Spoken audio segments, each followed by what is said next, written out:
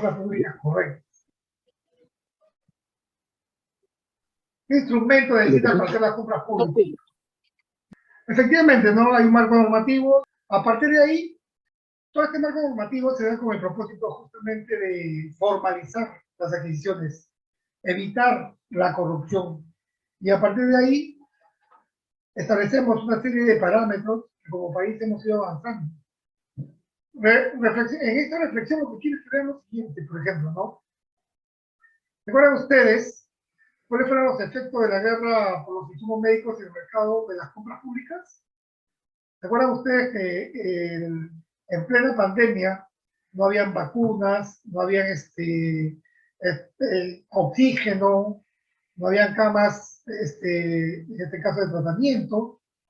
Entonces, el COVID llegó justamente a hacer una serie de, a develar una serie de falencias que teníamos, ¿de acuerdo? Se dio una serie de guerras, porque los países comenzaron a poner plata en mano para poder comprar los insumos y llevarlos a su país. Entonces, ¿el Estado qué problemas se enfrentó para realizar estas compras públicas? Escasez, ¿de acuerdo? Tenían plata en la mano y no podían comprar porque justamente había estas normas, este marco normativo que cumplir. Pero a partir de ahí se da una serie de elementos, ¿de acuerdo?, que nos permiten a nosotros agilizar las compras, ¿no? Las compras por emergencia en este caso. ¿Cuáles fueron los efectos de la pandemia en los bienes que se dejaban de consumir? Esos bienes comenzaron a abaratarse. Por lo tanto, señores, cuando el Estado compra, ojo, el Estado establece grandes movimientos, en este caso de valores en la economía nacional. Representa alrededor del 15% de todo lo que se compra en el país. Si el Estado deja de comprar, la economía en este caso se desactiva en parte.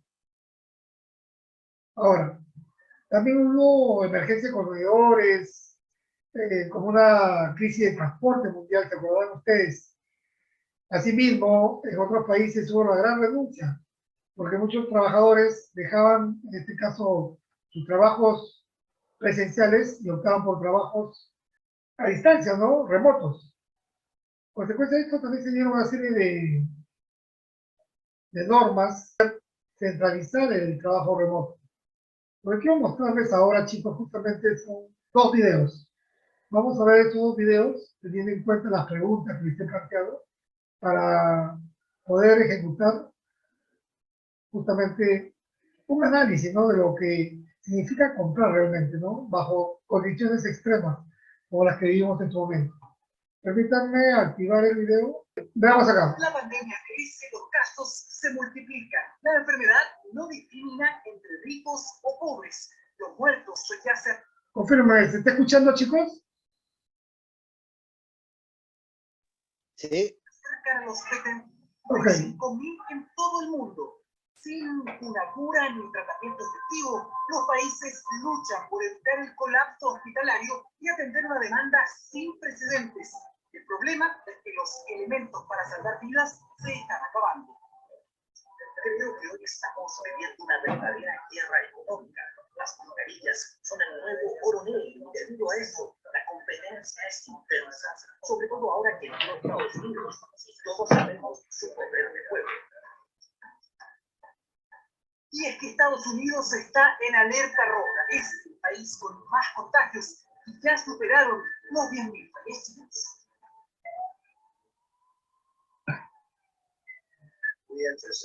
Los anticipantes a esto y pedimos una mayor producción de ventiladores bajo la ley, además de la orden que firmé contra 3 temas de las mascarillas. Lo que obligó a la empresa a garantizar una mayor producción para el consumo interno norteamericano. Pero Estados Unidos fue más allá. Hay otras medidas que incluso consideran retener cargamentos ya vendidos.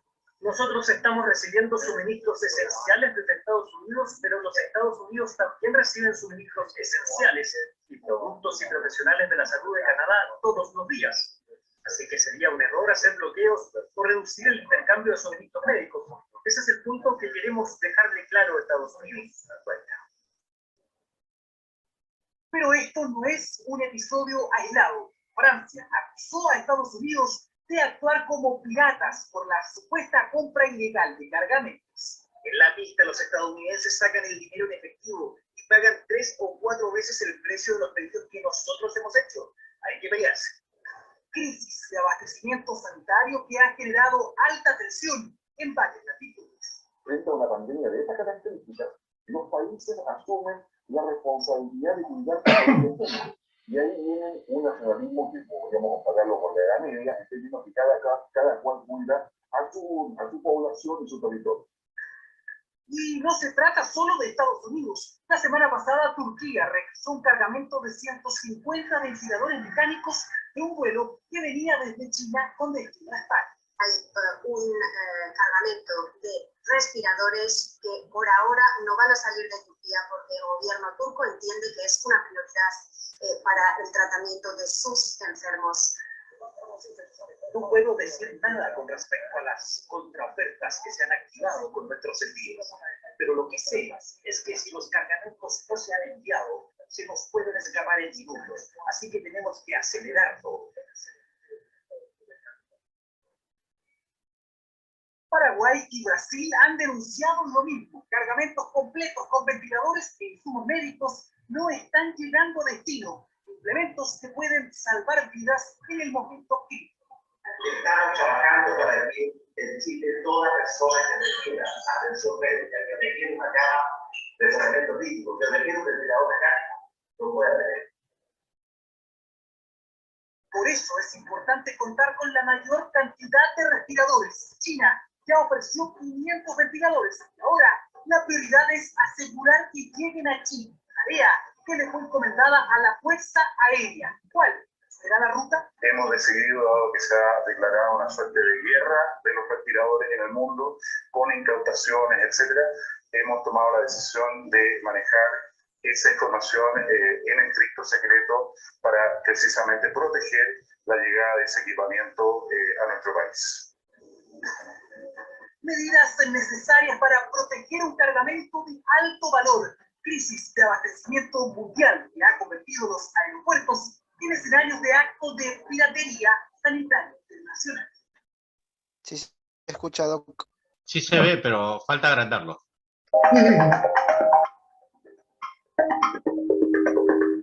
¿Qué tal, señora Gestión? Te saluda Jonathan Terranova. Hoy hablaremos sobre los impactos económicos en la economía peruana por la guerra entre Rusia y Ucrania. Para ello, tenemos de invitado a Mario Guerrero, jefe de estudios económicos de Scotiabank Perú. ¿Qué tal, Mario? ¿Cómo estás? ¿Qué tal, Jonathan? Un placer estar con ustedes. Muchas gracias por tu participación. Entonces, ¿cuáles son estos impactos? Bueno, el principal impacto que estamos viendo del conflicto de Rusia y Ucrania viene por el lado de la fuerte subida de los precios de los commodities. Se trata de una subida significativa del precio del petróleo y del precio de los granos, realmente de trigo, maíz y soya. Es un choque de oferta muy potente que no solamente va a traer mayor inflación al mundo, sino también probablemente reducciones de las expectativas de crecimiento en muchos países. Mario, ¿y estas presiones en la inflación puede hacer que el Banco Central tome una postura incluso más agresiva respecto a las tasas de referencia? En principio, el nivel interno siempre que afecte las expectativas de inflación. Por eso algo que estamos monitoreando es cuánto tiempo va a durar este choque de oferta. Eso va a ser determinante para ver si es que efectivamente se va a necesitar endurecer más la política monetaria dentro del proceso de normalización que venimos teniendo desde agosto del año pasado. Sin embargo, un factor limitante también va a ser el efecto sobre el crecimiento. Recordemos que las expectativas de crecimiento para el Perú este año ya son relativamente bajas, ¿no? Una subida muy agresiva de la tasa podría ser contraproducente desde el punto de vista del crecimiento económico también. Así que potenciales alzas en las tasas de interés podrían ser moderadas o acotadas justamente en función de cuánto se percibe que dure este choque de oferta. Mario, mencionaste el tema de los granos. ¿Qué tan, digamos, impactante o qué tanto puede impactar al precio de bienes como el pan? ¿Y qué tan rápido podría ser este traspaso? Prácticamente la subida del precio de los commodities ha sido significativa y ya estamos a ver que en muchos países productores de granos están también cuidando sus suministros y limitando las exportaciones, lo cual podría hacer que la subida de precios sea importante. ¿no? Efectivamente, no es algo tan inmediato, es un proceso de renovación de inventario. En el pasado, esto puede tomar entre 3 y 6 meses, pero la preocupación es que efectivamente en la medida que estos precios se mantengan altos, pues sí, en algún grado las empresas lógicamente van a tratar de trasladar estos costos al consumidor. Así que esto debería traducirse lamentablemente en una mayor inflación para todos aquellos países como el Perú que importamos estos granos, ¿no? Trigo o maíz, soya. Volviendo al tema de inflación y también tomando el contexto de estos potenciales aumentos en la tasa de la Reserva Federal, ¿qué tanto, digamos, puede influenciar en la postura de la Fed y sobre todo en el impacto que puede tener en nuestro tipo de cambio? A ver, veamos, por el lado de la Fed, bueno, el mercado ya había adelantado la expectativa de subida de tasas a partir de marzo.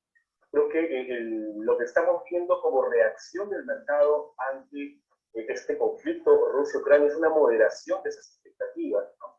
Antes del conflicto incluso se hablaba que la Fed podía subir no solamente 25 básicos, sino hasta 50 básicos en marzo, y probablemente de manera más frecuente que lo que inicialmente uno podía haber pensado. Total, al final los números de Estados Unidos están saliendo bastante sólidos, ¿no? Bien, se publicó data del mercado laboral mejor de lo esperado. La evolución de la actividad económica en Estados Unidos está yendo en línea y sugiere que efectivamente debería ir acompañada de un aumento de tasas de interés. Sin embargo, el conflicto Rusia-Ucrania está pasando muchos riesgos, ¿no? Menor crecimiento del mundo, decíamos, y riesgos también de mayor inflación. Por lo tanto, aquí, al igual que los bancos centrales, pues hay una incentiva respecto de o combatir la inflación con tasas más altas si es que esta va a ser perniciosa, si esta que va a ser duradera, o tomar una actitud cauta y evitar un impacto negativo en el crecimiento.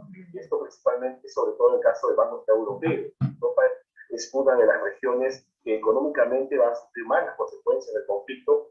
Incluso ya hay analistas que ahí señalan que probablemente las tasas en Europa no suban, más bien se queden bajas por un tiempo más para contrarrestar el impacto negativo. Ahora, por el lado del tipo de cambio, lo que estamos viendo es que este efecto de la crisis rusa, que está en general provocando mucha volatilidad en los mercados financieros, está debilitando al euro. Hay un impacto importante sobre el euro, y eso está a su vez y sobre las monedas europeas en general, y está fortaleciendo el dólar. El dólar norteamericano a nivel global se está fortaleciendo, se está apreciando, en línea, decía, con la debilidad que vemos en las monedas europeas. No obstante, no todas las monedas en el mundo están yendo en esa misma dirección. Incluso en América Latina los comportamientos son diferenciados. El peso mexicano, por ejemplo, se está depreciando como consecuencia del fortalecimiento del dólar, pero las monedas en América Latina, como el real brasilero, el peso colombiano, el peso chileno y el sol peruano, por el contrario, más bien han tenido una tendencia a apreciarse. Básicamente porque son países cuyos commodities de referencia están subiendo sus precios, ¿no? Como son el caso del petróleo para Colombia, el cobre para Chile y Perú, y los granos para el caso de Brasil. Mario, siguiendo con esta idea, entonces, digamos, una postura más restrictiva o agresiva por parte de la Fed, su tipo de cambio también se veía un poco más golpeado. Entiendo que ahora ellos, al menos el tipo de cambio, sí ha interiorizado ya las potenciales subidas, pero quizás no una postura un poco más agresiva, como dije. Sí, yo creo que tienes razón, los mercados se han adelantado, ya con mucho tiempo de anticipación. Sin embargo, este choque es nuevo, ¿no? Y esta subida del dólar de una manera tan súbita no estaba, digamos, tan internalizada. Así que probablemente, creo que estamos empezando a ver ya estos días, este movimiento del dólar en el mundo tiene algo de soporte a nuestro tipo de cambio, y lo hemos visto rebotar a nivel de 3.70. Bueno, el rango de 3.80 parece estar negociando en estos últimos días, y parece encontrar efectivamente un soporte importante alrededor de 3.70. Básicamente mirando también cómo se están comportando las otras monedas de la región, que también más o menos han rebotado y niveles equivalentes. Perfecto. Estamos viendo también el tema del aumento del precio del oro, sobre todo reaccionando al conflicto entre Rusia y Ucrania, siendo este motivo refugio, ¿no? ¿Esto puede influenciar en nuestra bolsa de general? Sí, yo creo que ya lo viene haciendo. De hecho, los comportamientos sobre las bolsas también han sido diferenciados, ¿no? Caídas importantes en las bolsas europeas, ¿no? Digamos la región económica más afectada, pero subidas en las bolsas de América Latina. El índice de bolsa de América Latina está al alza y la bolsa peruana también, ¿no? Incluso por encima, un ritmo por encima del promedio de América Latina, ¿no? Entonces, con estas mejoras que estamos viendo en nuestros principales productos de exportación, como señalabas, el caso del oro, el caso del cobre, que también está viendo un impulso, esto está animando nuevamente los retornos en la Bolsa de Valores de Lima, los cuales favorables por el lado de bolsa de valores y de tipo de cambio, pero efectos desfavorables por el lado de inflación y potencialmente por el lado de balanza comercial. En cuenta que Perú tiene fuertes importaciones de petróleo y de grano, ¿no? Y efectivamente, por ese lado, pues vamos a tener que destinar más dólares para comprar lo mismo. La pregunta ahí es ver si las subidas del precio del oro y del cobre generarán ingresos suficientes como para compensar, ¿no?, estos mayores costes que vamos a enfrentar de nuestras importaciones. Es probable que así sea. Dado el alto peso que tiene el cobre y el oro en nuestra balanza, es probable que al final estos efectos puedan ser mitigados y las expectativas de superávit comercial, que están alrededor de los 15.000 millones de dólares para este año, logren mantenerse. Mario, por último, preguntarte cuáles son tus perspectivas respecto a esta guerra entre Rusia y Ucrania y qué tanto, digamos, a manera de síntesis, puede afectarnos un escalamiento o sobreescalamiento de este conflicto, ¿no? Estamos efectivamente evaluando los impactos. De hecho, esto nos eleva los precios promedio de los commodities, ¿no?, de los metales y sobre todo de los granos y del petróleo. Tema aquí que estamos viendo, bueno, relativamente reciente, ¿no?, todos estos desarrollos, así que vamos a requerir un poco más de tiempo para saber efectivamente si esto va a escalar más, cuánto tiempo va a durar, qué impacto va a tener sobre las expectativas de inflación, porque es un evento de corta duración, una subida y bajadas rápidas. En principio no debería haber ni siquiera reacción del Banco Central, pero la duración creo que va a ser clara. Estamos hablando de cuánto tiempo, 3 meses, 9 meses, un año. Aún no lo sabemos, ¿no? No sabemos porque hay el riesgo de que puede escalar más. Cada día vemos que más países, más empresas, más organismos sancionan, ¿no? Anuncian sanciones hacia Rusia, efectivamente, y sobre todo estos impactos que estamos viendo sobre los precios de los commodities, pues sí, definitivamente nos van a llevar, creo yo, a revisar nuestra posición de inflación al alza. Eso obviamente dura un poco más de tiempo para poder determinar el nivel, pero las direcciones están siendo bastante claras. Perfecto, Mario, te agradezco nuevamente. Muchas gracias, Jonathan, a usted. Listo, chicos. Entonces, en el contexto actual en el que nosotros estamos desarrollando, nosotros tenemos compras que vienen justamente de Europa y han tenido que ameritar en este caso, que el contrato se anule. Les pregunto, ¿qué pasa si estoy contratando con el Estado y el bien que voy a comprar justamente viene de Ucrania? Y bajo las condiciones actuales que Ucrania tiene, no va a poder abastecer. ¿Eso amerita de que el organismo le perdone o lo tiene que sancionar necesariamente por el cumplimiento del contrato? ¿Ustedes qué opinan? Les vuelvo a preguntar. Tengo un proveedor que ganó una buena pro. De acuerdo, el producto que va a abastecer tiene origen de Ucrania. Y nos acaba de presentar una carta en la que nos indica que no va a poder abastecer porque el país está en guerra. Y la fábrica que lo abastece en estos momentos ya ha dicho que está paralizada. El proveedor, en la carta que nos remite, nos pide que por favor, dada la circunstancia, no lo sancionemos, porque en el contrato existen sanciones de incumplimiento, ¿okay?, que son sanciones económicas, aparte de inhabilitaciones. La pregunta es, ¿estaría justificado el no sancionarlo o tenemos que sancionarlo de todas maneras? Respuesta, por favor. No, estaría justificado porque es guerra